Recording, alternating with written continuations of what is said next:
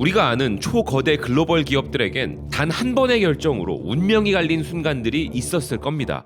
삼성의 반도체 사업 결정이 그런 순간이었을 것이고, 스티브 잡스의 귀환도 애플에게는 그런 순간이었을 텐데요. 초거대 글로벌 스트리밍 플랫폼 기업 넷플릭스에게도 이런 순간이 있었다고 합니다. 그리고 그 결정으로 인하여 아시아 시장 전체를 장악하는데 가장 큰 원동력이 되었다고 하는데요.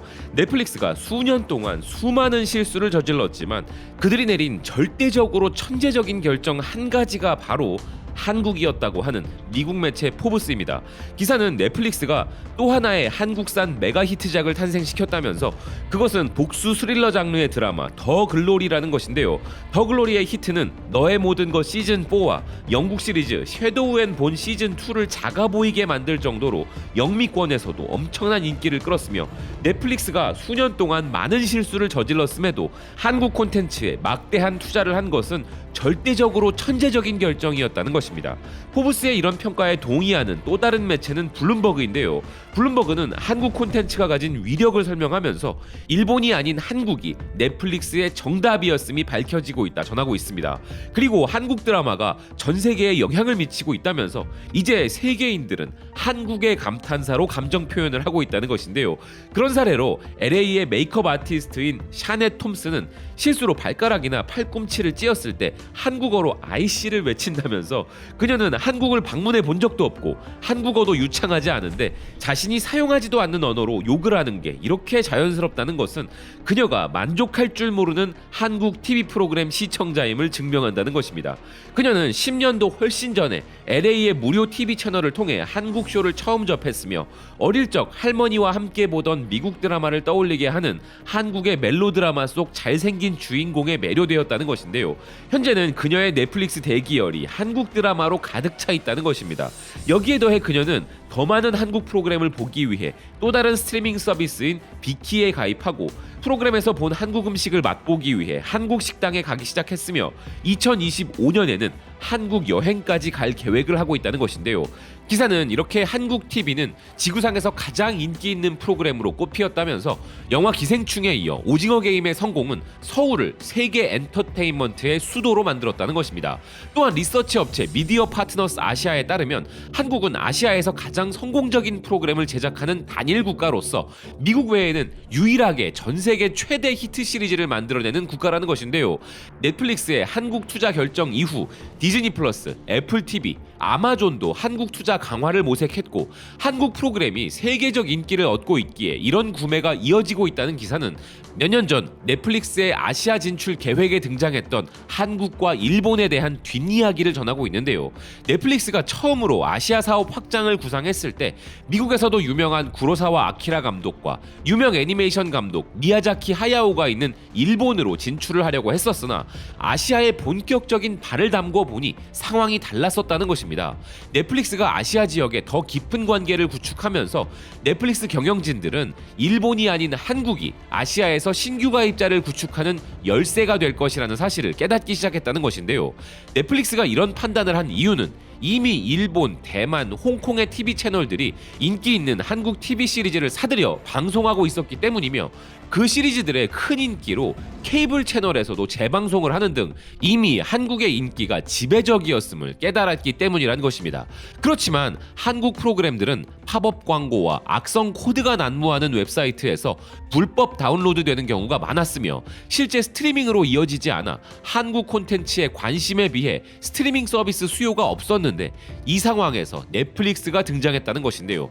2019년 스튜디오 드래곤과 계약을 체결한 넷플릭스는 한국을 통해 아시아를 가장 빠르게 성장하는 시장으로 만들었다는 것입니다.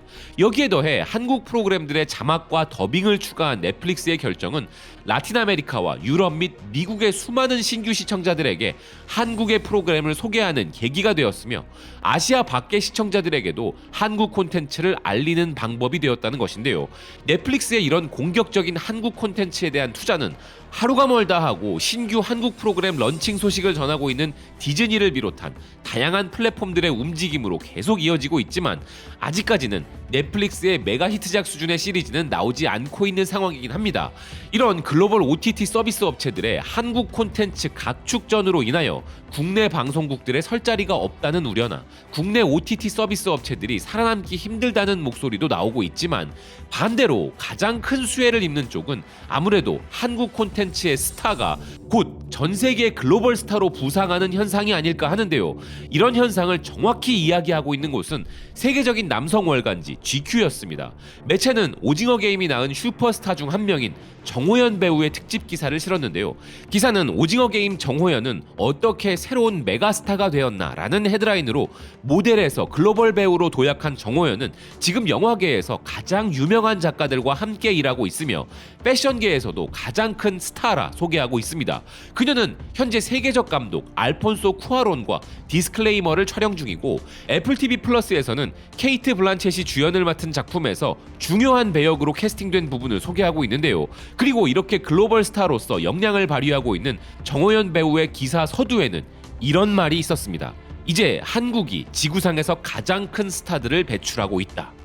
실제 기사의 표현처럼 한국 배우들은 글로벌 스타로서의 역량을 뽐내고 있는데요. 윤여정, 이병헌, 배두나 등의 기존 한국 배우들의 사례는 물론이고, 스타워즈 시리즈의 에콜라이트의 주연으로 촬영을 진행 중인 이정재 배우와 마블 스튜디오의 더 마블스에 캐스팅된 박서준 배우도 소개하는 기사입니다.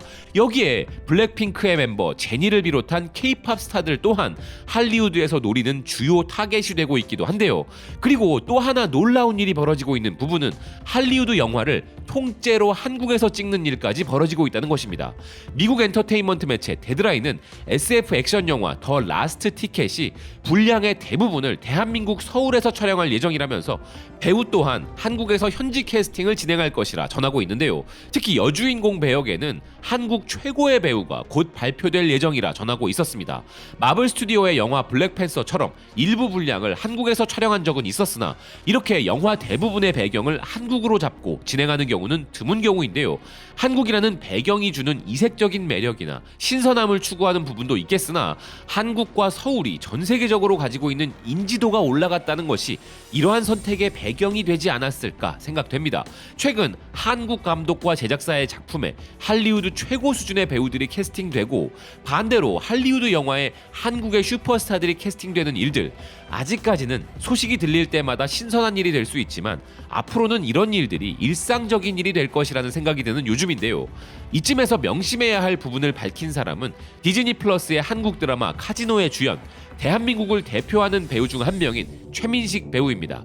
최민식 배우는 넥스트 샤크와의 인터뷰에서 한국 콘텐츠가 전 세계 시청자들에게 이야기하고 있다는 것은 정말 고무적이다. 콘텐츠를 만드는 목적은 관객과 소통하고 좋은 대화를 나누는 것이다. 우리는 더 이상 국내 관객들과만 이야기하는 것이 아니라 전 세계 관객들과 이야기하고 있다. 이런 일이 일어나고 있는 것이 정말 기쁘다. 라고 이야기하면서도 주의가 필요하다는 지적도 하였는데요.